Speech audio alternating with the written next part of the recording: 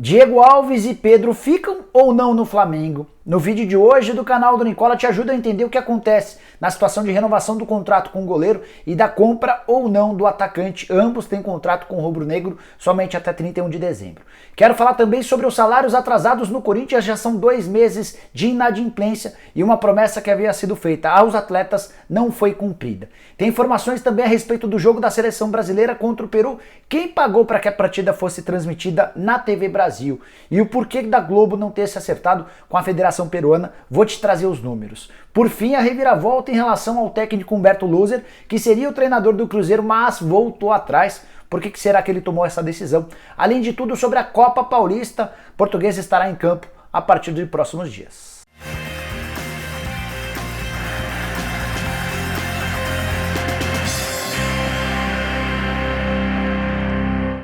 E aí pessoal, sou o Jorge Nicola, bem-vindos a mais um vídeo do canal, vídeo repleto de informações bem importantes, mas antes de te contar todas elas, tem uma dica bem legal para você. Fala aí pessoal, passando para dividir uma excelente notícia com você que acompanha o canal do Nicola. Quem não gostaria de ganhar salário de jogador de futebol por pelo menos um mês? É óbvio que você quer, né? Sabia que você pode trabalhar acompanhando jogos de futebol da sua casa e ganhar uma grana com isso? Agora vem a parte importante, a galera da Full Trader Sports está sorteando até 100 mil reais para todo mundo que se inscrever de graça na promoção. Eles vão ensinar você a ganhar dinheiro de casa, acompanhando a jogos de futebol, e ainda vai rolar um sorteio de até 100 mil reais para você começar com o pé direito. Clique no link na descrição desse vídeo e coloque seu nome no sorteio. Você não vai ficar fora dessa, né? Quero começar o vídeo falando sobre a Portuguesa, que volta a jogar a partir de 4 de novembro, quando tem início a Copa Paulista, torneio organizado pela Federação Paulista, especialmente para os times que não têm divisão. Caso da Lusa, a Lusa não disputa a Série D do Campeonato Brasileiro, a quarta e a última divisão nacional, desde 2017. Se a Portuguesa for campeã da Copa Paulista, garante vaga na Série D do próximo ano. Se for vice-campeã, tem direito a participar da Copa do Brasil também de 2021. Lusa que caiu no grupo 5 ao lado de Nacional, Guarani e Água Santa. Queria destacar o regulamento da Copa Paulista. São 5 grupos, tá? Cada um desses grupos tem 4 times. E o mais curioso, o mais maluco, é que praticamente todo mundo se classifica para a próxima fase. Como eu te contei, cada grupo tem 4 times, os 3 primeiros colocados de cada grupo avançam para a próxima fase. E ainda vai ter um 4º colocado, mesmo na condição de último colocado do seu grupo, que também vai garantir vaga na próxima fase, desde que esses 4º colocados tenham a melhor campanha entre todos os últimos colocados dos outros grupos. Dessa maneira, a gente passa a ter 16 times nas oitavas de final, e a partir dali começa o mata-mata. Uma Copa Paulista nesse ano bem mais curta, começa no dia 4 de novembro, termina em 23 de dezembro. Portuguesa que perdeu 11 jogadores em relação ao Paulista da Série A2, Lusa eliminada nas quartas de final para o 15 de Piracicaba. De qualquer maneira, tem trazido alguns reforços e promete ser uma das candidatas ao título, de olho na vaga da Série D do próximo ano. Quero falar agora sobre o Cruzeiro, com mais uma notícia ruim. Quando eu acho que eu já dei todas as notícias ruins relacionadas ao Cruzeiro, sempre aparece alguma coisa nova. Nessa terça-feira gravei um vídeo te contando que Humberto Lusser havia sinalizado com um sim para se tornar o novo técnico do Cruzeiro, deixaria a Chapecoense, o Cruzeiro desembolsaria 100 mil reais de multa para contratar o 3º colocado da Série B. Cruzeiro de olho na possibilidade de primeiro sair da zona do rebaixamento para depois tentar a vaga na Série A do Campeonato Brasileiro. Mas nessa quarta-feira, Humberto voltou atrás, desistiu do acordo com o Cruzeiro e acabou renovando seu contrato com a Chapecoense. É bem verdade que ele conseguiu um aumento salarial para ficar na Chape e uma cláusula que vai lhe garantir um bom dinheiro em caso de acesso da Chapecoense para a primeira divisão do futebol nacional. Ele entrou em contato com os dirigentes do Cruzeiro e disse que aquele acordo que havia sido feito de forma verbal está cancelado. O Humberto Lusser vai continuar na Chapecoense e o Cruzeiro vai ter de remar tudo de novo em busca de um novo treinador. Já são 4 negativas diferentes. Primeira delas do Lisca doido, que preferiu ficar no América. Segunda, do Filipão, que não aceitou abrir negociação com o Cruzeiro. Também houve uma consulta ao Muricy Ramalho na manhã da terça-feira. Muricy disse que não vai voltar a ser treinador. E agora essa questão com Humberto Lusser. Situação do Cruzeiro extremamente delicada dentro e fora de campo. Quero te contar agora sobre o porquê de a Globo não ter conseguido transmitir a partida da seleção brasileira contra o Peru na noite dessa terça-feira, a vitória por 4-2 do Brasil em cima dos peruanos, jogo que foi transmitido pela TV Brasil, que é uma TV estatal. A Globo tentou durante toda a terça-feira um acordo com a Federação Peruana, mas a diferença entre as cifras foi bem grande. A Federação Peruana pedia 2 milhões de dólares para qualquer emissora de TV aberta no Brasil para ter direito a essa transmissão. A Globo mostrou ou tentou mostrar ao pessoal do Peru que não havia a menor possibilidade de pagar esse valor sob o risco de tomar um enorme prejuízo financeiro. A maior proposta feita pela Globo ao longo de toda a negociação foi de 500 mil dólares. Esses 500 mil dólares equivalem a 2 milhões e 800 mil reais. A pedida dos peruanos na nossa moeda era de 11 milhões e 200 mil reais, ou seja, a Globo ofereceu um quarto daquilo que os peruanos pediam. Ficou uma distância enorme e não houve acordo. No final das contas, a CBF e o governo brasileiro chegaram a acordo com a Federação Peruana e também com o governo peruano. A grande pergunta que não quer calar é: será que houve pagamento de alguma coisa? Será que a CBF ou o governo tiveram de desembolsar alguma coisa? Pelo que eu pude apurar nas primeiras conversas, é natural que não tenha havido nenhuma compensação financeira. O que pode haver é no segundo turno, quando a seleção brasileira receber o Peru, a CBF e o governo brasileiro concederem aos peruanos o mesmo privilégio de exibirem a partida em alguma TV estatal e também no site da Federação Peruana. Te contei na manhã dessa quarta-feira que os índices de audiência do jogo da seleção brasileira foram horrorosos, tanto na TV Brasil quanto no site da CBF. Se você não viu, dá uma olhada por aqui. Bora agora falar sobre o Corinthians e mais uma vez salários atrasados, informação que não sai do noticiário alvinegro. Recentemente, há coisa de 3, 4 semanas atrás, o Corinthians conseguiu quitar 3 dos 4 meses de salários atrasados, recebeu uma série de compensações, algumas transferências também de atletas para o exterior e conseguiu quitar 3 dos 4 meses. Mas na semana passada completou-se o segundo mês de inadimplência. Nesse momento o Corinthians deve os meses de agosto e setembro. Conversei com o Matias Ávila, que é o diretor financeiro do Corinthians, e existe a intenção de até o fim dessa semana pagar parte de pelo menos um desses 2 salários atrasados. O que eu queria contar para vocês é sobre o porquê de tanta dificuldade financeira. Primeiro preciso te falar que a venda do Pedrinho para o Benfica, fechada no mês de março, ainda não garantiu qualquer centavo ao Corinthians.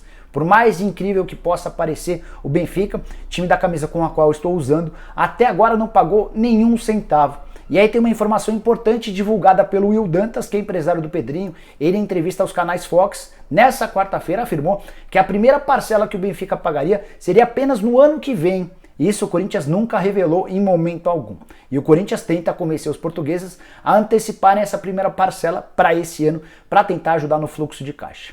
Além disso, o Corinthians também tem dificuldades porque contratou jogadores com salários bem altos. Casos de Casares e Otero, os 2 estrangeiros, aumentaram em mais ou menos 850 mil reais mensais a folha do Timão, que está quase batendo na casa dos 12 milhões de reais, uma folha bem salgada para um clube que encontra enormes dificuldades financeiras e que tem poucas receitas no momento, perdeu muito com bilheteria, com sócio-torcedor, entre outras quantias. E para completar, queria te contar que a promessa feita pelos dirigentes do Corinthians ao elenco de que depois dos 4 meses de salários atrasados, o Corinthians não atrasaria mais vencimentos e mais, pagaria de forma antecipada os meses de setembro e outubro. Essa promessa já não foi cumprida. Como eu te contei, tem 2 meses de salários atrasados. O Corinthians imaginava que a grana do Pedrinho resolveria todos os problemas. Essa grana ainda não caiu e o Corinthians continua sofrendo demais com a falta de grana.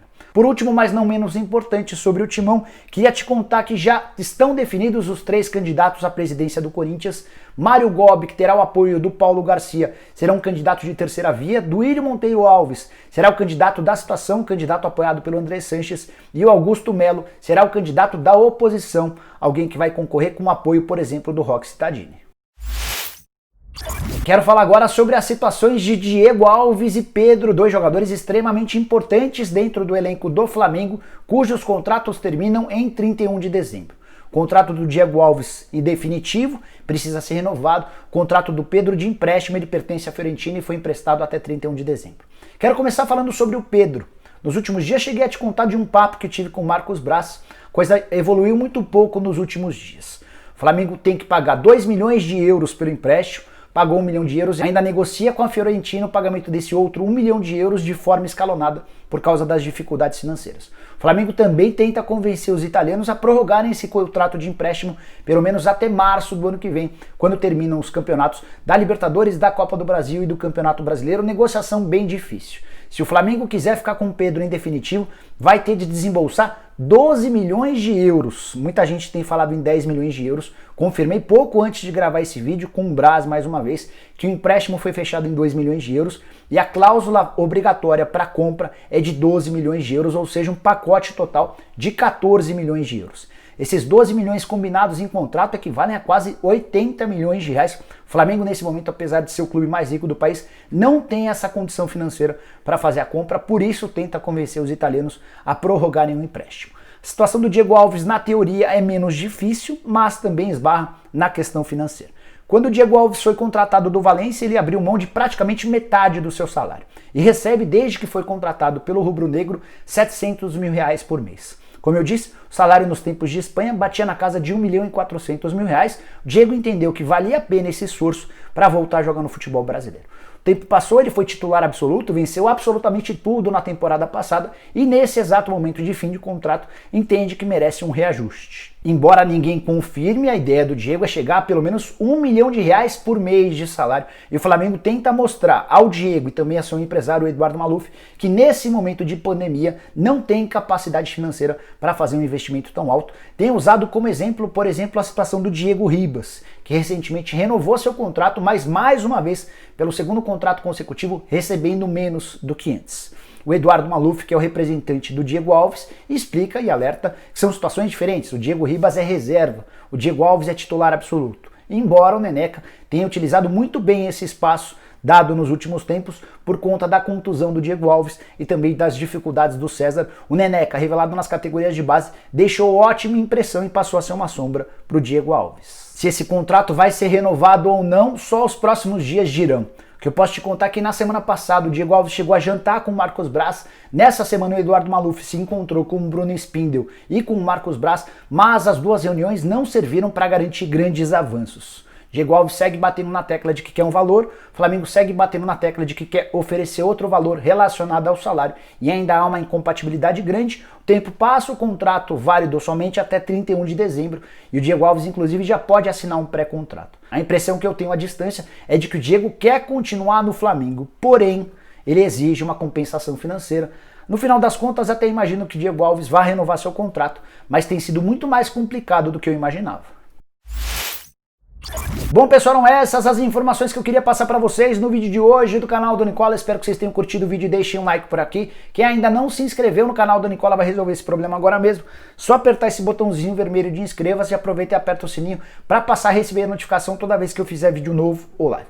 Para fechar, queria lembrar que você pode virar membro do canal do Nicola. Aqui embaixo tem um botão azul escrito Seja Membro. Você clica lá, escolhe um dos 5 planos e passa a ter uma série de vantagens bem legais, como, por exemplo, estar no bolão do Nicola, que vai dar ao vencedor uma camisa oficial do time do coração, além de participar da liga exclusiva do Cartola FC, sempre com muitos prêmios. Beleza? A gente se vê em breve. Tchau, tchau!